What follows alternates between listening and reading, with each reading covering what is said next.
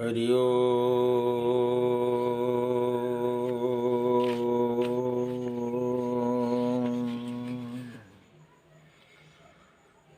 ओम महाब्रह्म निर्विकल्पं पूर्णानंदमयं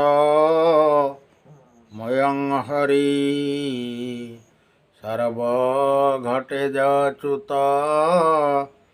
तस्य पादे नमाम्यहम्। हे गणित श्रोता मंडली, गोटे कथा आज आरंभ करवा। जो कथा को महापुरुष कही कहीका आसी ए कल्कि लीलार तत्व कथा आज गोटे अध्याय आरंभ करवा। ढेंकानाल जिलार जोरंदा आश्रमर जे कि महंत सन्थ भीम भोईंकर पद्मकल्प टीकारु गोटे अध्याय आरंभ करवा। ये जो कथा कही कल्कि अवतार हेबे प्रभु, तेणु तांकु पचारुचंती सती सती पचारुचंती भीम भोई लेखुचंती जो कथा को भगवान कहउचंती जे हे प्रभु ब्रह्मांड ठाकुर फेड़िबा अपराध मोर। हे प्रभु ब्रह्मांड ठाकुर फेड़िबा अपराध मोर। मोरे अपराध को फेड़ी दयाकर मते कहतु। ये जो कल्किर लीला हब पयरे पुछा कला सती अनेक बार करी स्तुति, अनेक बार स्तुति करी पादरे पड़ी कहउछंती सती बुझौछंती प्रभु आशा करिछि अनिमते भे प्रभु आज्ञा हेउ मते प्रणाम करिण अपार पुछई श्री गुरु पयर परम ब्रह्म नाम तोर कह किंपाई अवतार कही काकुस्ते कर जोड़ी श्री गुरु पाद तले पड़ी। जो कथा को कहते कहले प्रभु अनेक समय अनेक जगार तो अवतार होका आसी, तेणु ये जो कल्कि अवतार होकिने आसबे एठी ये जो ढेंकानाल कथा कहते आज आलोचना होचे ढेंकानाल जिला जोरंदा आश्रमवासी सन्थ भीम भोई उल्लेख करुछंती। तेणु एठी पचारुछंती सती कहउछंती प्रभु स्वयं ब्रह्म कि शिव। ये कल्कि लीला तत्व कथा, जो कल्कि लीला तत्व कथा से कही कही आसुचंती। कौन कहले कहले काहारी न रहिब चेता करिबे नाना धर्म पथा। कहले काहारी चेता रहिबनी करिबे नानादि धर्म प्रथा। नाना प्रकार धर्म प्रथारे समस्ते व्यतिव्यस्त हेउथिबे, काहारी चेता रहिब नाही।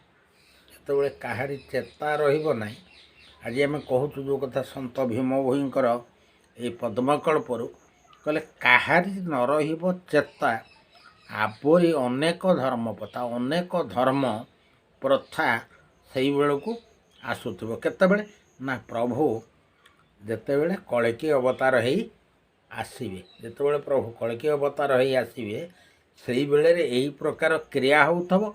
अनेक प्रकार धर्म पंथा बाहरी थिबो, आ धर्म को गुड़िए लोक निंदा करुथिबे। तेणु कौन हम ना पापे सकले नाश जीवे कहा को दोष सही देवे। कहले पापरे सकले विनाश हेबे, पापरे ये समस्ते विनाश होउथिबे। तेणु दोष एटी काहाकू देबे, काहाकू केही दोष देई परिबे नहीं बोले आनंद कुंद भगवान की जहाँ कहउछंती सन्थ भीम भोई। आज आम आलोचना करुचे आपणक सम्मुखें ये जो चैनल माध्यम कल्कि लीला तत्व कथा आपण मैंने शुणु। ଅନେକ ଚ୍ୟାନେଲ୍ ବାଲା ତ ଅନେକ କଥା କହି ଆସୁଛନ୍ତି। ତେଣୁ ଆମେ ଆଜି ଯେଉଁ କଥା ଉପସ୍ଥାପନ କରୁଛୁ ଆପଣମାନଙ୍କ ଆଗରେ, ଏହା ହେଉଛି ଜୋରନ୍ଦା ଆଶ୍ରମବାସୀ ସନ୍ଥ ଭୀମ ଭୋଇଙ୍କ କଥା। ସେ ଲେଖୁଛନ୍ତି ପଦ୍ମକଳ୍ପରେ। କ'ଣ କହିଲେ? କହିଲେ ପାପେ ସକଳେ ନାଶ ଯିବେ, କାହାକୁ ଦୋଷ ସେହି ଦେବେ। ନିଜ ଇଚ୍ଛାରେ ଯିବେ ନାଶ, ନ ଲାଗେ ଆମ୍ଭ ଅଙ୍ଗେ ଦୋଷ। କହିଲେ ସେ ନିଜ ଇଚ୍ଛା ମୁତାବକ କର୍ମ କରିବେ। କିଏ?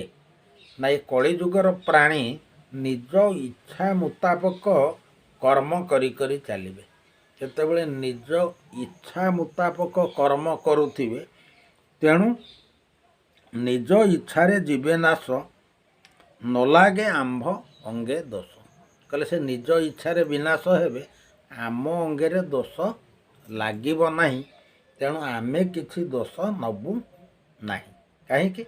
ନା ଏ କଳିଯୁଗ ଗୋଟା କରିବାର ଯୁଗ, କରିବା ଫଳକୁ ପାଇ ଯାହା କରୁଥିବ ତାହା ହିଁ ଭୁଞ୍ଜିବୁ, ଶୁଣରେ ବ୍ରଜତ ନଇଁ। ତେଣୁ ମହାପୁରୁଷ ଅଚ୍ୟୁତାନନ୍ଦ ଏପଟରେ କହିଲେ ଗୋଟେ କଥା, ଯେ କି କଳିଯୁଗ ହେଉଛି କରିବାର ଯୁଗ, କରିବା ଫଳକୁ ପାଇ ଯାହା କରୁଥିବ ତାହା ହିଁ ଭୁଞ୍ଜିବ, ଶୁଣରେ ବ୍ରଜତ ନଇଁ। ଯାହା ତୁମେ କରିବ ସେଇ କଥାକୁ ତୁମେ ଭୁଞ୍ଜିବ।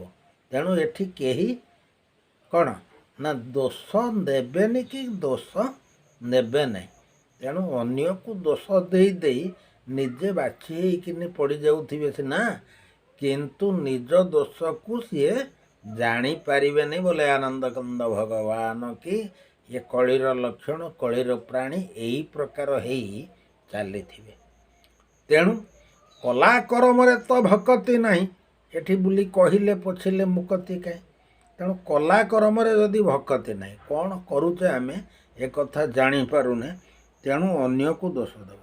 ତେଣୁ ନିଜ ଇଚ୍ଛାରେ ଯିବେ ନାଶ, ନ ଲାଗେ ଆମ୍ଭ ଅଙ୍ଗେ ଦୋଷ। ତେଣୁ ଯେତେବେଳେ ପ୍ରଭୁ କଳ୍କି ଅବତାର ହେଇ ଆସିବେ, ଯେତେବେଳେ ପ୍ରଭୁ କଳ୍କି ଅବତାର ହେଇ ଆସିବେ, ସେଇ କଳ୍କି ଅବତାର ତତ୍ତ୍ୱ ବେଳର କଥାକୁ ଭୀମ ଭୋଇ ଉଲ୍ଲେଖ କରୁଛନ୍ତି। କହିଲେ ନିଜେ ନିଜେ ନିଜ କର୍ମକୁ ଛାଡ଼ି ଅଲଗା ଆଡ଼େ ଯାଇ, ଅଲଗା ଆଡ଼କୁ ଅଲଗା ଲୋକକୁ ଦୋଷ ଦେଇ ନିଜେ ଧ୍ୱଂସ ମୁଖକୁ ଟାଣି ହେଇଯାଉଥିବେ ବୋଲେ ଆନନ୍ଦକନ୍ଦ ଭଗବାନ କି। ତେଣୁ କ'ଣ କରିବେ, କ'ଣ କରୁଛନ୍ତି, କ'ଣ କରିଛନ୍ତି, ଏ କଥା ଆଉ ସେମାନଙ୍କର ମନରେ ରହିବନି। ତେଣୁ ତାଙ୍କୁ ଅନେକ ମାୟା ଗ୍ରାସ କରିବ, ଆଉ କଳମୁଷ କବଳରେ ପଡ଼ି ସେମାନେ ଛଟପଟ ହେବେ ବୋଲେ ଆନନ୍ଦକନ୍ଦ ଭଗବାନ କି। କହିଲେ ପ୍ରଭୁ ଯେତେବେଳେ କଳ୍କି ଅବତାର ହେଇ ଆସିବେ, ତେଣୁ ସେଇ କଥା କହୁଛନ୍ତି। କିଏ କହିଲେ? ନା ସତୀଙ୍କି ବୁଝଉଛନ୍ତି ପ୍ରଭୁ, ଯେ କି ଏଇ କଥା ପଚାରୁଛନ୍ତି। ଯେତେବେଳେ ସତୀ ପଚାରୁଛନ୍ତି ପ୍ରଭୁଙ୍କୁ, ତେଣୁ ପ୍ରଭୁ ଏଇ କଥା କହି କହି ଆସୁଛନ୍ତି। କ'ଣ କହିଲେ? କହିଲେ ନୁଆରି କରି ବିମୁ ଧର୍ମ, ନବୀନ ରୂପ ମୋର ଜାଣ। କହିଲେ ନୁଆରି କରିବି ମୁଁ ଧର୍ମ। କହିଲେ ନୂଆ କରି ମୁଁ ଧର୍ମ ପ୍ରଚାର କରିବି। ନୁଆରି କରିବି ମୁଁ ଧର୍ମ, ନୂଆ ଧର୍ମ ନୂଆ କରି ମୁଁ ପ୍ରଚାର କରିବି। ସେଇବେଳକୁ କଳ୍କି ଅବତାର ହେଇ ଗୁପ୍ତରେ ଖେଳିବି, ଯାହା କହୁଛନ୍ତି ପ୍ରଭୁ ସତୀଙ୍କି। ତେଣୁ ସତୀ ବାରମ୍ବାର ବାରମ୍ବାର ପଚାରୁଛନ୍ତି। ତେଣୁ ଏଇ କଥା ପ୍ରଭୁ ତାଙ୍କ ଆଗରେ ଉଲ୍ଲେଖ କରୁଛନ୍ତି, ଯାହାକୁ ଲେଖିଛନ୍ତି ସନ୍ଥ ଭୀମ ଭୋଇ ପଦ୍ମକଳ୍ପ ଟୀକା ମାଧ୍ୟମରେ। କହିଲେ ନୁଆରି କରିବି ମୁଁ ଧର୍ମ, ତେଣୁ ନବୀନ ରୂପ ମୋର ଜାଣ। କହିଲେ ନୂଆ ଧର୍ମ କରିବି, ଆଉ ନବୀନ ରୂପ ହେଇକିନି ସବୁବେଳେ ମୁଁ ବୁଲିବି ବୋଲେ ଆନନ୍ଦକନ୍ଦ ଭଗବାନ କି। ନବୀନ ରୂପ କହିଲେ, ତେଣୁ ସିଏ ସବୁବେଳେ ନବ କ୍ରିୟା, ନୂଆ କ୍ରିୟା କରି କରି ଚାଲୁଥିବେ। ଆଉ ନବ ଯୌବନ କ୍ରିୟା ତାଙ୍କ ଶରୀର ଭିତରେ ପରିପ୍ରକାଶ ହେଉଥିବ, ଯେଉଁ କଥାକୁ ସନ୍ଥ ଭୀମ ଭୋଇ ଲେଖୁଛନ୍ତି। ତେଣୁ କଳ୍କି ଅବତାର ହେଇ ଆସିଲେ ପ୍ରଭୁ ଓଲଟା ପାଲଟା କ୍ରିୟା କରିବେ। ତେଣୁ ଏଠି ଯୁଗ ଓଲଟିବ, କ୍ରିୟା ପାଲଟିବ। ପ୍ରାଣୀ ହେବେ ରଣ ଭଣ ଭକତିଆ ହୋଇ ବୁଲିବେ ସଂସାରେ ମନରୁ ନତେଜି ଟାଣ ବୋଲେ ଆନନ୍ଦ କନ୍ଦ ଭଗବାନ କି। ତେଣୁ ଏଇ ଯେଉଁ କଥା କହୁଛନ୍ତି ହେ ସଜନ କହିଲେ ସେଠି ନୂଆ ହେଇକିନି ଆସିକିରି କି ଧର୍ମ ପ୍ରଚାର କରିବି ନା ନୂଆ ହେଇକିନି ଆସିଲେ ଏଇ ଯେଉଁ ମହିମା ଅଲେଖ ଧର୍ମ ଚାଲିଛି। ତେଣୁ କଳ୍କି ଅବତାର ହେଇ ଯେତେବେଳେ ଆସିବେ ତାଙ୍କ ଭିତରେ ପଶିକିରି ସେ ଗୋଟେ ନୂଆ ଧର୍ମ ପ୍ରଚାର କରିବେ। ସେ ନୂଆ ଧର୍ମ କ'ଣ ନା ନିତ୍ୟ ରାହାସ କରାଇବି ସତ୍ୟ ସତ୍ୟ ମୁଁ ସିନ୍ଧୁ ସଙ୍ଗେ ଥିବି। କହିଲେ ଏଠି ଗୋଟେ ନୂଆ କାର୍ଯ୍ୟକ୍ରମ କରିବି। ନୂଆ କାର୍ଯ୍ୟକ୍ରମ କହିଲେ ଇଏ ନିତ୍ୟ ରାହାସ ସେଠି କରେଇବି। ନିତ୍ୟ ରାହାସ କରାଇବି ସିନ୍ଧୁଙ୍କ ସଙ୍ଗେ ଥିବି। ତେଣୁ ସିନ୍ଧୁ ଯେ ସେନା ପତି ମୋର ସେ ବାଥିବ ସଙ୍ଗତର। କହିଲେ ସେଠି ନୂଆ ଧର୍ମ ଗୋଟେ କରିବି। ଯେଉଁ ନୂଆ ଧର୍ମ ଆରମ୍ଭ କରିବି ସେଠି ନିତ୍ୟ ରାହାସ କରେଇବି।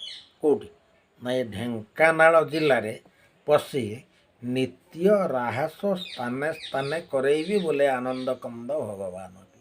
ଯେଉଁ ନିତ୍ୟ ରାହାସ ନୂଆ କରି ନୂଆ ସ୍ଥାନରେ ଆରମ୍ଭ ହେବ ଏ ମହିମା ଅଲେଖ ଦଳ ଭିତରେ। ମହିମା ଅଲେଖ ଦଳ ଭିତରେ ପଶିକିନି ସେ କ'ଣ କରିବେ ନା ନିତ୍ୟ ଯେଉଁ ରାସ କ୍ରିୟା ଆରମ୍ଭ କରିବେ। କେଉଁଠି ନା ଢେଙ୍କାନାଳରେ। ଏଇ ଯେଉଁ ଢେଙ୍କାନାଳରେ ଆରମ୍ଭ କରିବେ ସେଇ କଥାକୁ କହିଛନ୍ତି। ପୂର୍ବରୁ ମଧ୍ୟ ଗତ ଏପିସୋଡ଼ରେ କହିଛି ସେଇ କଥା ଯେ ଜଗନ୍ନାଥ ଆସିବେ। ଜଗନ୍ନାଥ ଆସିଲେ ଏ ମହିମା ଦଳ ଭିତରେ ପଶିକିନି ମହିମା ଗହଣରେ ଖେଳିବେ ବୋଲେ ଆନନ୍ଦ କନ୍ଦ ଭଗବାନ କି। ତେଣୁ ଏଇ ଯେଉଁ କଥା କହିଛନ୍ତି ତେଣୁ ଅନେକ ଭକ୍ତ ଅନେକ ସାଧୁ ଅନେକ ସନ୍ଥ ତାଙ୍କ ସଙ୍ଗରେ ରହି ରହି ଆସିଥିବେ। ତେଣୁ ଯାହା ହଉ ଆଜି ତ ସମୟ ହେଇଛି ବାଣିକି ଏଇଠି ବିରାମ ଦେବା।